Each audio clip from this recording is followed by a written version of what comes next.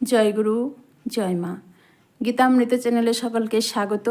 আমি আলপনা আবারও একটা নতুন ভিডিও নিয়ে আপনাদের সঙ্গে হাজির হয়েছি। তো আজকের ভিডিওটা একটু অন্য ধরনের। আপনারা নিশ্চয়ই আমার টাইটেল বা থাম্বনেল দেখে বুঝতে পেরেছেন যে ভিডিওটা কী ধরনের হতে চলেছে। তো চলুন সকলেই আমার সঙ্গে থাকুন এবং পুরো ভিডিওটা দেখতে থাকুন। সর্বপ্রথমে আমার প্রাণপ্রিয় গুরু মহারাজের রাতুল চরণযুগলে জানাই অনন্তকোটি ভক্তিপূর্ণ প্রণাম। দেখবেন, যখন কোনো মানুষ কোনো উচ্চপদের অধিকার পায় বা ক্ষমতায় আসে, তখন সেই মানুষটা পুরোপুরি চেঞ্জ হয়ে যায়। সে যেই হোক না কেন, কোনো রাজনৈতিক দলের নেতাই হোক বা অফিসের উচ্চপদস্থ কর্মচারীই হোক, স্কুল কলেজের প্রিন্সিপালেই হোক বা আমাদের সংসারের যিনি কর্তা থাকেন তিনিই হন। পদাধিকার পেলে একজন মানুষ ক্ষমতা ও দায়িত্বের অধিকারী হয় এবং তার কাজগুলি সাধারণত তার পদ ও ক্ষমতার উপর নির্ভর করে। কিন্তু মানুষ একবার ক্ষমতা পেলে তার অপব্যবহারটাই বেশি করে, নিজেকে একজন মহান বলে মনে করে এবং তার মনের মধ্যে দম্ভ অহংকার প্রবেশ করে। সে ভুলে যায় যে পদাধিকার সে অর্জন করেছে তা স্থায়ী নয়, বরং সময় সাপেক্ষ এবং দায়িত্বপূর্ণ একটি আসন মাত্র। তাই সেই সব মানুষদের উচিত সকলের ভালো করা, সকলের সমস্যার সমাধান করা, ভালো মন্দ বিচার করা, সকলের দুঃখ দুর্দশায় পাশে থাকা, এক কথায় সকলকে সুখী করা। তাই পদাধিকার পেলে অহংকারী না হয়ে দায়িত্ববান হওয়াটাই প্রকৃত মানুষের পরিচয়। তো এ নিয়ে একটি সুন্দর শিক্ষণীয় কাহিনী আছে। একটা হাতি মরার পর জমালয়ে গেছে। যমরাজ তাকে শুধাচ্ছেন, হ্যাঁ রে, তোকে এত বড় একটা প্রকাণ্ড শরীর দিয়ে পাঠানো হলো, আর তুই মানুষের বশ হলি কী করে? তোর একটা পায়ের সমান মানুষ, সেই ছোট্ট মানুষটা তোকে বশ করে নিল? হাতি বলল, মহারাজ, মানুষ এমনই এক জাত যে আমার চেয়েও বড় বড় প্রাণীকে সে বশ করে নেয়। ধর্মরাজ বললেন, আমার এখানে তো কতই না মানুষ আসে, কই তাদের দেখে তো এমন মনে হয় না।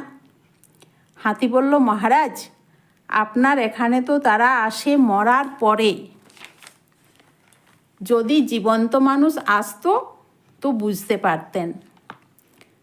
ধর্মরাজ দূতকে বললেন, যা তো একজন জীবন্ত মানুষ এখানে নিয়ে আয়। যমদূত বলল, জি হুজুর, এখনই যাচ্ছি। দূত পৃথিবীতে বিচরণ করতে করতে এক জায়গায় দেখল গরমে ছাদের উপরে খাটে একটা লোক ঘুমাচ্ছে। সে তখন খাট সমেত লোকটাকে কাঁধে তুলে নিয়ে জমালয়ের দিকে রওনা হলো। মাঝপথে লোকটার ঘুম ভেঙে গেল।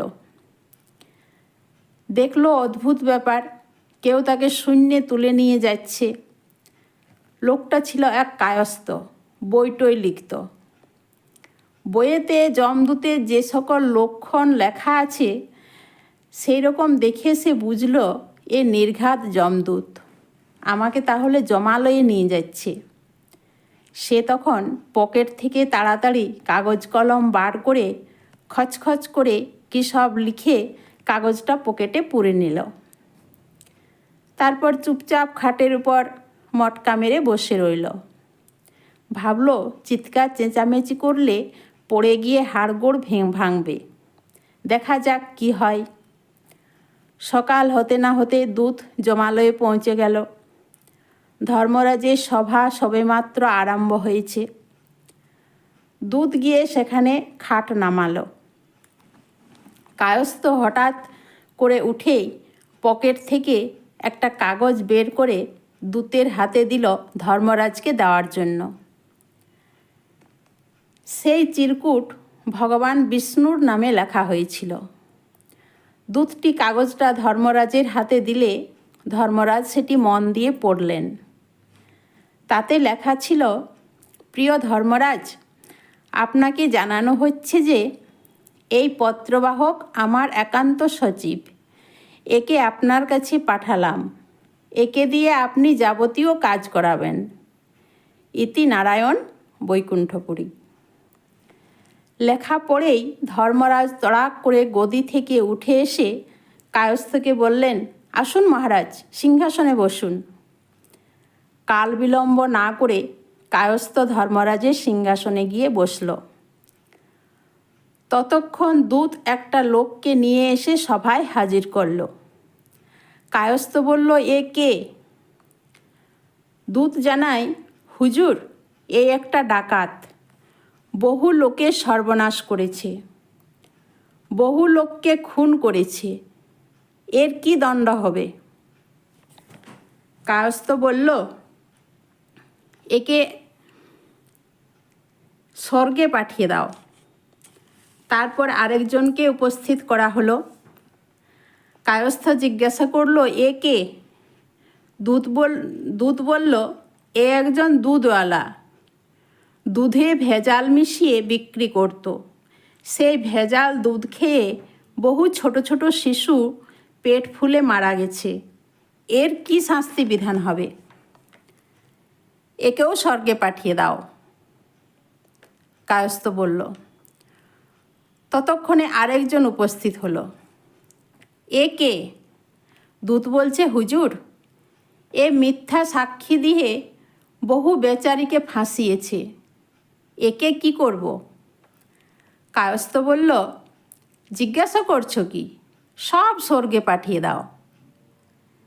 এরপরও ব্যভিচারী, পাপী, হিংসুটে, যত রকমের দুষ্টু থাকতে পারে সব একে একে এলো। আর সবাইকার জন্য ওই একেই হুকুম হলো, স্বর্গে পাঠিয়ে দাও। ধর্মরাজ আর কি করবেন? সিংহাসনে বসে বিষ্ণুর একান্ত সচিব যা বলছেন তাই মেনে নিতে হবে। ওদিকে স্বর্গে তো লাইন পড়ে গেছে। তা দেখে ভগবান ভাবছেন, এ কি কাণ্ড! এত লোক কোথা থেকে আসছে? পৃথিবীতে কি তবে কোনো মহাত্মার আবির্ভাব হলো নাকি? লোকে দল বেঁধে স্বর্গে হাজির হচ্ছে। ভগবান দেখলেন সব জমালয় থেকে উঠে আসছে। নারায়ণ তখন নিজেই জমালয়ে গেলেন। নারায়ণকে দেখে সবাই উঠে দাঁড়ালো। যমরাজ উঠে দাঁড়ালেন, আর ওই কায়স্থও উঠে দাঁড়ালো। নারায়ণ জিজ্ঞাসা করলেন, ধর্মরাজ, আপনি কি সবাইকে স্বর্গে পাঠিয়ে দিচ্ছেন? ব্যাপার কি? এত লোক ভক্ত হয়ে গেল নাকি? ধর্মরাজ বললেন, প্রভু, এ কাজ আমি করিনি। আপনি যে লোক পাঠিয়েছেন এ তারই কাজ। ভগবান নারায়ণ বললেন, আমি আবার কবে লোক পাঠালাম? তিনি কায়স্থকে জিজ্ঞাসা করলেন, তোমাকে কে পাঠিয়েছে? কায়স্থ বললেন, প্রভু, আপনি পাঠিয়েছেন। ভগবান নারায়ণ অবাক হয়ে বললেন, আমি কবে পাঠালাম হে? কায়স্থ বলল, প্রভু, এখানে আসা আমার বাপের সাধ্য কি যে আসব? আপনিই তো আমাকে পাঠিয়েছেন। আপনার ইচ্ছা ছাড়া কি কোনো কাজ হতে পারে? এ কি আমার শক্তিতে হয়েছে? নারায়ণ বললেন, তা ঠিক আছে, কিন্তু তুমি এ কি করছো? কায়স্থ বলল, কি করেছি প্রভু? নারায়ণ বললেন, তুমি যে সবাইকে স্বর্গে পাঠিয়ে দিয়েছ। কায়স্থ বলল, যদি স্বর্গে পাঠানো অন্যায় হয়ে থাকে তবে যত সাধু সন্ত মহাত্মা আছে সবাইকে দণ্ড দিতে হয়। আর যদি আমি ঠিক করে থাকি তবে আর কৈফিয়ত কিসের? এতে যদি আপনার মত না থাকে তো সবাইকে ফেরত পাঠিয়ে দিন। তবে শ্রীমদ্ ভগবদ্ গীতার আপনার যে বাণী লেখা আছে তা কেটে ফেলতে হবে। यदा गत्वा न निवर्तन्ते তদ্ধাম পরমং মম, অর্থাৎ আমার ধামে পৌঁছে কেউ ফিরে আসে না। নারায়ণ বললেন, কথা তো ঠিক, যত বড়ই পাপী হোক না কেন যদি স্বর্গে অর্থাৎ বৈকুণ্ঠে যায়, বৈকুণ্ঠ ধামে যায়, তবে ফিরে আসে না, তার সমস্ত পাপ ক্ষয় হয়ে যায়। কিন্তু এ কাজ তুমি কেন করলে? কায়স্থ বলল, আমি তো ঠিক কাজেই করেছি প্রভু, আমার কাছে যে আসবে আমি তাকেই স্বর্গে পাঠিয়ে দেব, আমি কাউকে দণ্ড দেব না। আমি জানি অল্প সময়ের জন্য সিংহাসন পেয়েছি, তো ভালো কাজ কেন করব না? মানুষকে উদ্ধার করা কি খারাপ কাজ? নারায়ণ যমরাজকে বললেন, ধর্মরাজ, আমি বুঝতে পারছি না একে আপনি সিংহাসনে বসালেন কি কারণে? ধর্মরাজ বললেন, প্রভু, আপনার লেখা চিরকুট আমার কাছে রয়েছে, ওতে আপনি স্পষ্ট করে এই নির্দেশ দিয়ে তাকে পাঠিয়েছেন। ভগবান কায়স্থকে জিজ্ঞাসা করলেন, ওহে, তোমাকে আমার চিরকুট দিয়ে কখন পাঠালাম আমি? কায়স্থ বলল, আপনি শ্রীমদ্ ভগবদ্গীতায় বলেছেন, সর্বস্ব চাহং হৃদি সন্নিবিষ্টং, অর্থাৎ আমি সকলের হৃদয়ে বাস করি, অতএব হৃদয় থেকে আদেশ এসেছে কাগজে লিখে দাও, তাই কাগজে লিখে দিয়েছি। আদেশ তো আপনারই, যদি এটা আপনি আমার কথা মনে করেন তো গীতা থেকে ওই কথাগুলো বাদ দিয়ে দিন। নারায়ণ বললেন, ঠিক কথা। তিনি ধর্মরাজকে প্রশ্ন করলেন, ওহে ধর্মরাজ, ব্যাপার কি? এই জীবন্ত মানুষ এখানে এলো কি করে? ধর্মরাজ দূতকে জিজ্ঞাসা করলেন, জমালয়ে জীবন্ত মানুষ নিয়ে এলি কেন? দূত বলল, ধর্মরাজ, আপনিই তো একদিন বলেছিলেন একটা জীবন্ত মানুষ নিয়ে আসার জন্য। ধর্মরাজ বললেন, এই সেই লোক নাকি? আরে সব কিছু বলবি তো? দূত বলল, আমি কি বলবো মহারাজ, আপনি তো কাগজটা নিলেন আর একে সিংহাসনে বসিয়ে দিলেন, তাই আমি আর কিছু বলার সাহস পাইনি। হাতিটা কিন্তু ওখানেই দাঁড়িয়ে দাঁড়িয়ে সব দেখছিল। সে যমরাজকে বলল, হুজুর, আপনি বলেছিলেন আমি কি করে মানুষের বশ হলাম, এখন দেখছি আপনি এবং নারায়ণও স্বয়ং মানুষের বশ হয়ে গেছেন। এই কালো চুলওয়ালা মানুষ খুব সাংঘাতিক মহারাজ, এ যদি মনে করে সব উলটপালট করে দিতে পারে, কিন্তু এ তো নিজেই সংসারে ফেঁসে আছে। ভগবান বললেন, এখন যা হবার হয়ে গেছে, কি আর করা যাবে? বাবা, তুমি এবার ফিরে যাও। কায়স্থ বলল, প্রভু, গীতায় আপনি বলেছেন, মামু পেত্য তু কন্তেয় পুনর্জন্ম ন বিদ্যতে, অর্থাৎ আমাকে পাবার পর পুনরায় আর জন্ম নিতে হয় না। তা এখন বলুন, আপনাকে কি আমি পাইনি? ভগবান বললেন, আচ্ছা বাবা, তুমি চলো আমার সঙ্গে। কায়স্থ বলল, প্রভু, আমি এই যাব?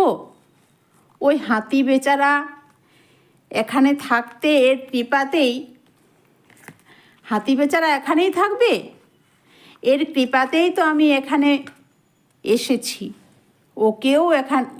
ওকেও তাহলে সঙ্গে করে নি প্রভু।